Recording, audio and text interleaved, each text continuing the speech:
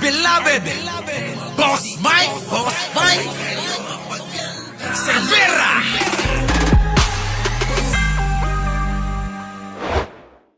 Mga kabrigada, pamilya Duterte, gumagamit daw ng propaganda gaya ng gold reserve issue. Naku, yan na nga ba sinasabi ko mga kababayan? Narinig nyo naman, ano? Ha? Narinig nyo naman? Oh, ulit, tignan nyo, pakinggan nyo. Dito po nag-umpisa to mga kababayan, ha? Pasok! Sa ibang balita, mga kabrigada, pamilya Duterte, gumagamit daw ng propaganda gaya ng gold reserve issue. Sabi, kita nyo mga kababayan, gold reserves issue. Yung ating reserve na ginto, mga kababayan, ginagawang issue ni Digong. Pero mga kababayan, maraming nakadiskubre ngayon na mas marami pa palang gintong ibinenta si Digong. Grabe, no, mga kababayan ko?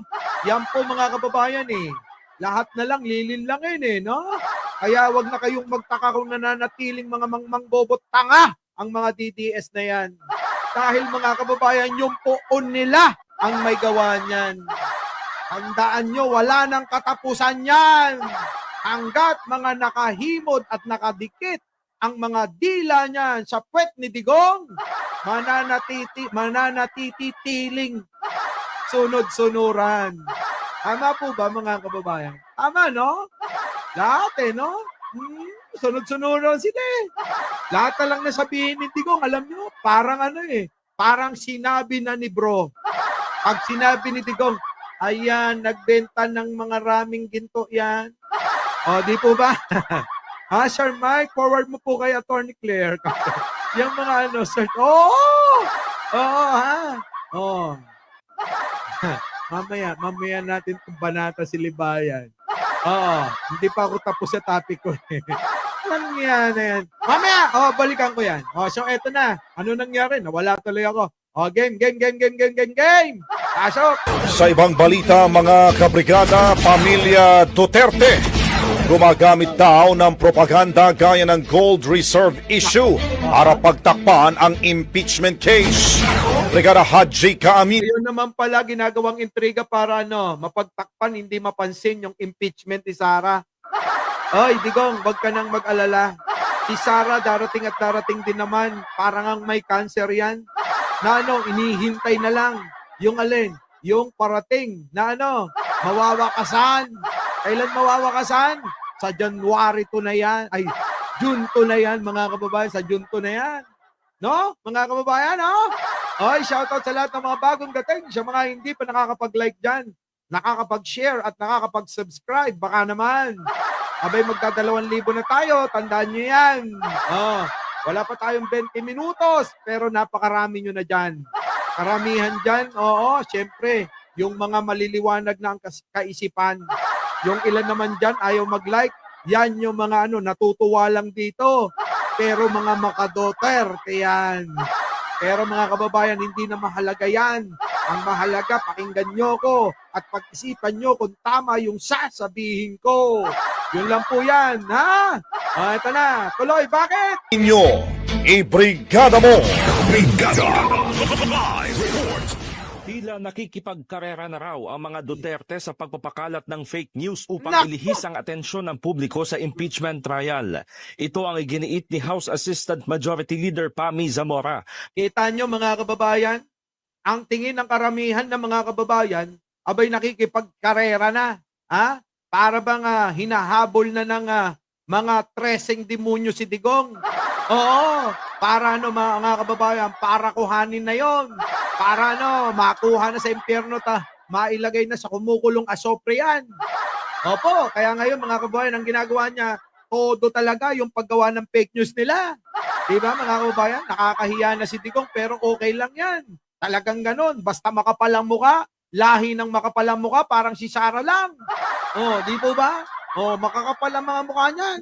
Tuloy. Matapos ihayag ni dating Pangulong Rodrigo Duterte na nagnakaw at ibinenta umano ni Pangulong Bongbong Marcos ang gold reserves ng bansa. Ayon kay Zamora, halatang-halata na ang galawan ng mga Duterte upang malunod umano sa ingay ang mabibigat na alegasyon laban kay Vice President Sara Duterte. Kita nyo mga kababayan ko talaga naman, hindi na may tatago yan. Talagang itong sa mga Duterte, desperado na, no? Galing ng tatak ng t-shirt. Alam mo ba to, pinatatak ko pa to nung eleksyon. Itong t-shirt ko na to. Grabe, pinatatak ko rito, Baby M. Baby, M. Pero ang ibig sabihin niyan, yung baby ko at ako. Eto na!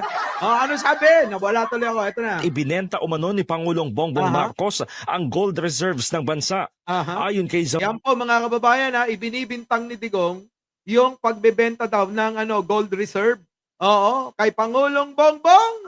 Pero ninyo, nauna na nga dyan na sinabi ni Pangulong Bongbong na sinabi na rin ni Atty. Claire, ng Malacanang na, wala silang kinalaman dyan.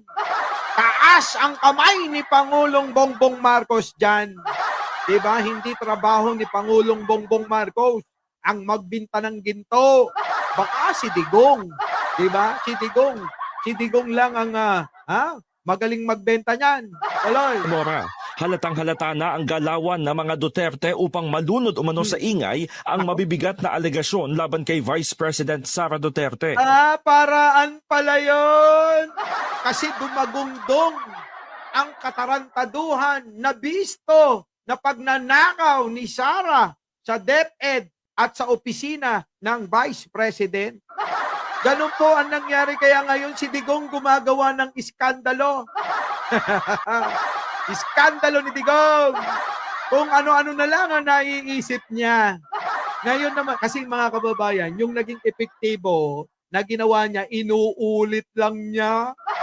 Opo mga kababayan, biruin ninyo, ginawa niya yan kay Pinoy. Di ba? Ginawa niya kay Pinoy tsaka kay Marrojas yan. Ginawa nilang propaganda para masira si Marrojas at manalo siyang presidente. Yung pala mga kababayan, ginagawa niya yung binibintang sa iba habang siya, kuha ng ginto sa BSP. Grabe mga kababayan, iba talaga tong si Digong. Aloy!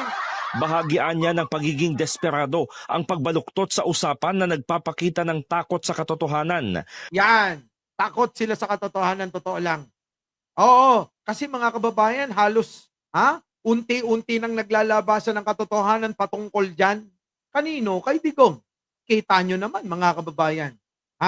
Umpisa kay Sara, tapos siya, tapos yung mga kasama nila, talagang kanya-kanya ng kulimbat ng pera.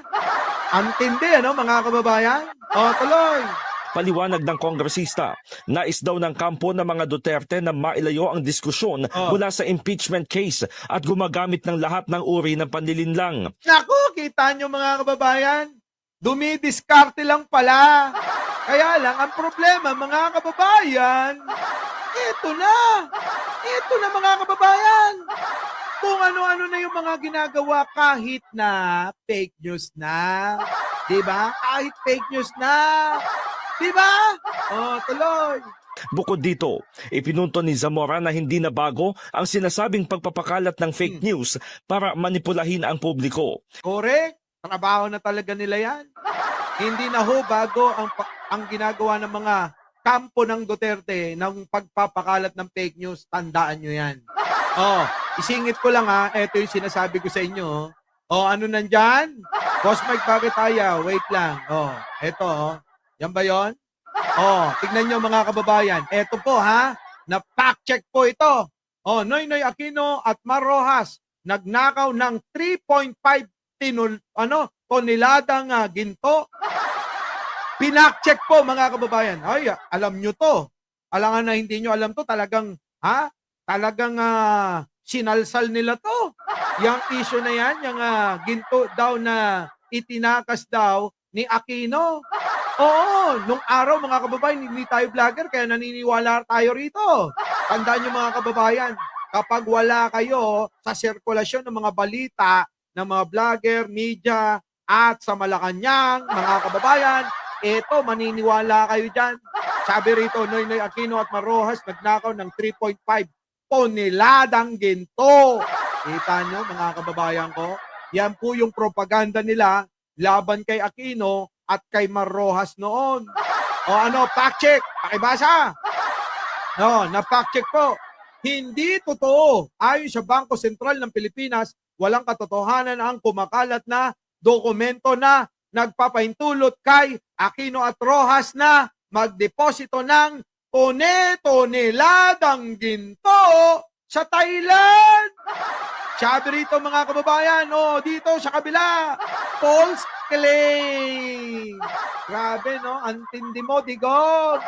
Pero alam nyo mga kababayan, sa totoo lang, si Digong talagang may gawa niyan. Our beloved Boss Mike